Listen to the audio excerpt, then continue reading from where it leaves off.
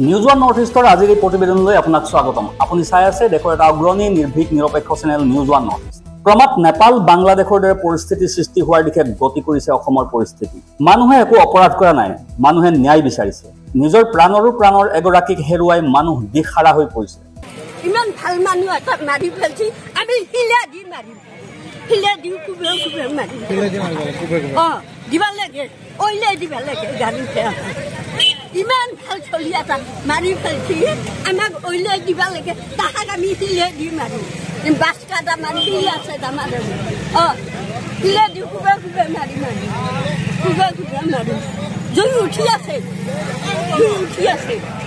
আমিও বুঢ়া মানুহ এটা তাৰ কাৰণে কিমান আগ্ৰহ কৰিছো।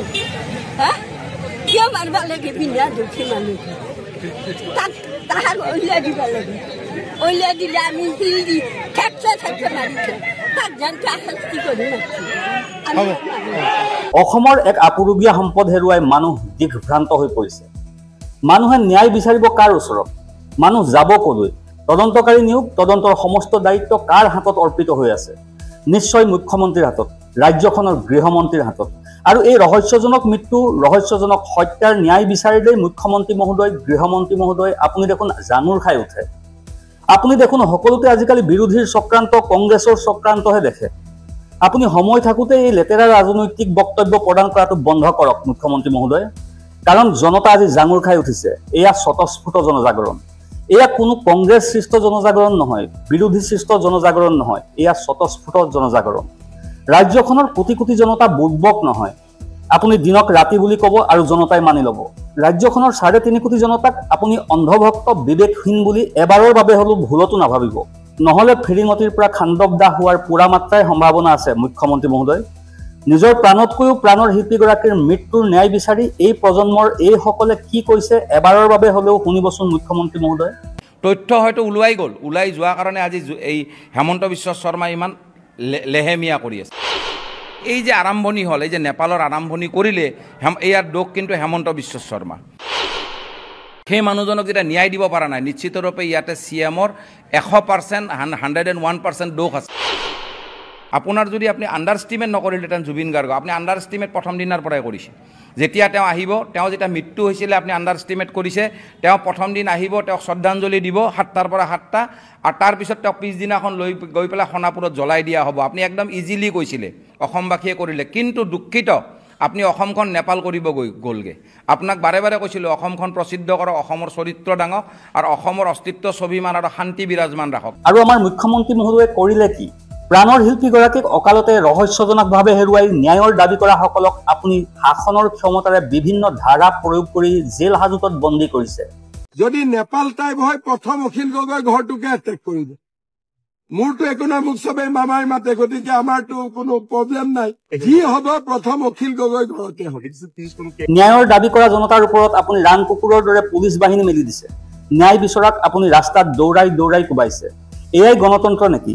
মুখ্যমন্ত্ৰী হিমন্ত বিশ্ব শৰ্মাৰ শাসনত ৰাজ্যখনত গণতন্ত্ৰ ভূপতিত হ'ল নেকি? মুখ্যমন্ত্ৰীয়ে এইকেইদিন কেইটামান কথা কৈ আছে। ৰাজীৱ হদিয়াৰ শোকাবহ মৃত্যুৰ পাছত বিধায়ক অখিল গগৈয়ে জুবিন গাৰ্গক সমালোচনা কৰাৰ সন্দৰ্ভত মন্তব্য কৰিছে। ইপিনে লাচিত সেনাৰ বিকাশ অসম নামৰ যুৱকজনৰ নামো উল্লেখ কৰিছে মুখ্যমন্ত্ৰী হিমন্ত বিশ্ব শৰ্মাই। কিন্তু ৰাইজক যি ভুল তথ্য দি আছে, যিসকলৰ ব্ৰেইনত কামটো চলি আছে, তেওঁলোক ৰাজনৈতিক। কিন্তু বাস্কাৰ ঘটনাটো হ'ল অসমৰ মানুহৰ বুকুত লুকাই থকা জুবিনৰ প্ৰতি মৰম বা আৱেগৰ প্ৰতিফলন। কিন্তু যিখিনি মানুহে মিছা কথা উলিয়াই আছে, যিখিনি মানুহে অসত্য কথা উলিয়াই আছে, তেওঁলোকে জীৱনকালত কেতিয়াও জুবিনক ভাল পোৱা নাছিলে। মেক্সিমাম মানুহে ৰাজীৱ হদিয়াৰ ঘটনাটোৰ পিছত জুবিনক সমালোচনা কৰিছিল। ৰাজীৱ হদিয়াৰ ঘটনাৰ পিছত সমগ্ৰ অখিল গগৈ আৰু তেওঁৰ সহযোগীসকলে আটাইতকৈ বেছি জুবিনক গালি পাৰিছিলে। আজি সেইসকলে জুবিনৰ হঠাৎ বন্ধু হৈ গ'ল, আৰু তেওঁলোকে এফালৰ পৰা ৰাইজক যিমান পাৰে, যেতিয়ালৈকে গুলীকাণ্ড নহয়, যেতিয়ালৈকে নেপাল সদৃশ পৰিৱেশ এটা নহয়, তেওঁলোকে মনত ভাবি থৈছে যে এইটো ঘটনা আমি ঠাণ্ডা হ'ব নিদিওঁ। মুঠতে মুখ্যমন্ত্ৰীয়ে ৰাজ্যখনৰ পৰিৱেশ অশান্ত কৰিবলৈ আৰম্ভ কৰিছে বুলি ৰাইজে মুকলিকৈয়ে অভিযোগ কৰিছে। জুবিন গাৰ্গক জীৱিত কালত বহুতেই সমালোচনা কৰিছিল আৰু মৃত্যুৰ পাছত সমালোচকসকলে যদি ন্যায় দাবী কৰে সেইটো এতিয়া মুখ্যমন্ত্ৰীৰ চকুত অপৰাধ হৈ পৰিছে। মানে অখিল গগৈ আৰু বিকাশ অসমে জুবিন গাৰ্গৰ ন্যায়ৰ হকে মাত মাতিব নালাগে নেকি? মুখ্যমন্ত্ৰী হিমন্ত বিশ্ব শৰ্মাই এতিয়া সততে নেপাল সদৃশ পৰিস্থিতি দেখিছে আৰু সেইবাবেই ৰাজহুৱাভাৱে কৈ ফুৰিছে একাংশই ৰাজ্যখনৰ পৰিস্থিতি নেপালৰ দৰে কৰিবলৈ গৈছে।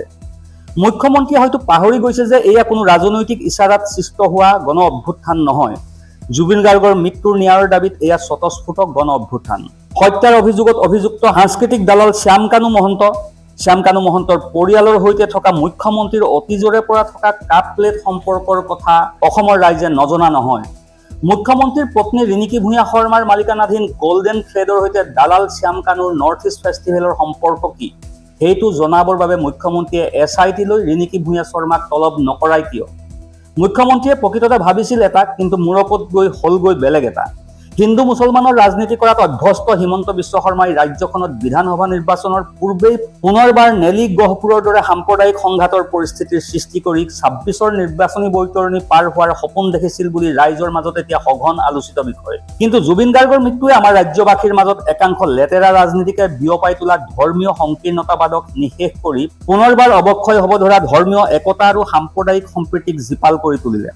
মুখ্যমন্ত্ৰী মহোদয়, সাম্প্ৰদায়িক সংঘাতৰ খেলাখন ইতিমধ্যে শেষ হৈছে। বৰ্তমানৰ যুৱ প্ৰজন্ম আৱেগত দৌৰি আছে। মৰমৰ শিল্পী জুবিন গাৰ্গৰ ৰহস্যজনক মৃত্যুৰ ন্যায় লাগে। এই যুৱচামৰ লগত অৰুণোদয় মিঠাতেল দাইলৰ ৰাজনীতি নকৰিব। অহাবাৰ মোক ভোট দি জিকাই দিয়ক, মিঠাতেলটো কৰি দিম। হ'ব 1 নৱেম্বৰৰ পৰা ৰেচন কাৰ্ডত আমি আপোনালোকক দালি, নিমখ আৰু চেনি কম দামত দিয়া আমি আৰম্ভ কৰিম। 1 তাৰিখৰ পৰা চাউলৰ লগতে দালি, নিমখ আৰু চেনিও আপোনালোকে কম দামত পোৱা আৰম্ভ কৰিব। মিঠাতেল দাইল কম দামত দিম বুলি মুখ্যমন্ত্ৰীয়ে পতা ফন্দিত আৰু ভৰি নিদিয়ে বৰ্তমানৰ যুৱ প্ৰজন্ম। এই যুৱচামক আপুনি হিতাধিকাৰী বনাই অকৰ্মণ্য কৰি নুতুলিব। এই যুৱ প্ৰজন্মক সংস্থাপন দিয়ক। নিৰ্বাচনী ইস্তাহাৰত দিয়া প্ৰতিশ্ৰুতিবোৰ পূৰণ কৰক। প্ৰাণৰ শিল্পী জুবিন গাৰ্গৰ মৃত্যুৰ ন্যায় দিয়ক। মুখ্যমন্ত্ৰী মহোদয়ে প্ৰথমেই কৈছিল জুবিন গাৰ্গৰ মৰণোত্তৰ পৰীক্ষাৰ ৰিপৰ্ট ৰাজহুৱা কৰা হ'ব, কিন্তু নকৰিলে। মুখ্যমন্ত্ৰীৰ কথাবোৰ আজিকালি জনতাই তিলমাত্ৰও বিশ্বাস নকৰা হৈছে।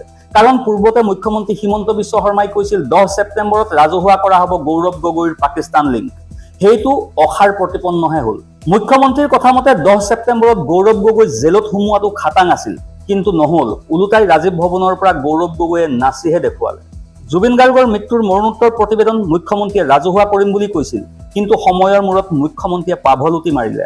মুঠতে মুখ্যমন্ত্ৰী হিমন্ত বিশ্ব শৰ্মাৰ ওপৰত জনতাৰ আস্থা আৰু বিশ্বাস নাইকিয়া হৈ পৰিছে। পূৰ্বতে যি অকণমান আছিল, জুবিন গাৰ্গৰ মৃত্যুৰ পাছত ন্যায় প্ৰদানৰ নামত মুখ্যমন্ত্ৰী হিমন্ত বিশ্ব শৰ্মাই চলাই থকা কাৰচাজিবিলাকে সেইকণ আস্থা আৰু বিশ্বাসকো নিঃশেষ কৰি পেলালে। মুখ্যমন্ত্ৰী মহোদয়, আপুনি জনতাক ন্যায় দাবীকাৰীক যিমান পাৰে সিমান মাৰক, ৰাস্তাত দৌৰাই দৌৰাই মাৰক, পংগু কৰি দিয়ক। জুবিন গাৰ্গৰ মৃত্যুৰ ন্যায় দাবীকাৰীৰ ওপৰত আপোনাৰ পুলিচ বাহিনী ৰাং কুকুৰৰ দৰে মেলি দিয়ক। গুলী চলাওক, টিয়াৰ গেছ মেলক। আপুনি যি ইচ্ছা তাকেই কৰক। বিনিময়ত মাথো জুবিন হত্যাৰ ন্যায় দিয়ক। অন্যথা আপুনি কোৱাৰ দৰে নেপাল সদৃশ পৰিস্থিতিৰ দিশে ধাৱমান হৈছে ৰাজ্যৰ পৰিস্থিতি। নেপালত জেনজিৰ প্ৰতিবাদৰ পাছত শাসকৰ কি পৰিস্থিতি হৈছিল এবাৰৰ বাবে হ'লেও মন কৰিবচোন। Bureau' report, news 1 north east.